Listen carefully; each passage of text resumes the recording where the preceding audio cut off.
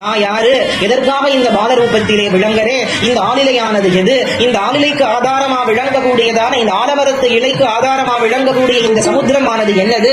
இந்த சமுத்திரத்தில் நான் எப்படி இந்த சமுத்திரத்திற்கு ஆதாரம் என்னது? எதற்காக வேண்டி இந்த பாலரூபத்தில் நான் விளங்கி கொண்டு வரேங்கிறத எல்லாம் யோஜனை செய்து கொண்டு விளங்கும் பொழுது நல்லா கேட்டுக்கோங்க.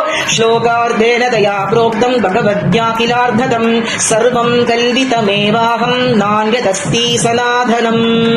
இதுதான் அந்த ஸ்லோகம். தேவி பாகவதத்தினுடைய 18,000 ஸ்லோகங்களும் அடங்கி விளங்கக்கூடியதான ஒரு அரை ஸ்லோகம் உண்டுனாக்க சர்வம் கல்விதமேவாகம் நான்யதஸ்தி சனாதனம் அப்படிங்கிறதுதான்.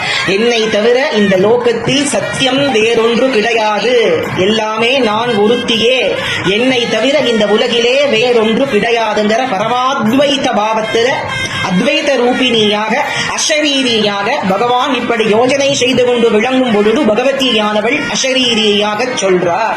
இந்த ஸ்லோகத்தை நித்தியமும் பாராயணம் பண்ணினாக்க அவாவானுடைய உபாசனைக்கு ஏற்ப பக்திக்கு ஏற்ப நர ஸ்லோகம் தான் சர்வம் கல்விதமேவாகம் நான்கு ஞானமானது ஏற்படும்.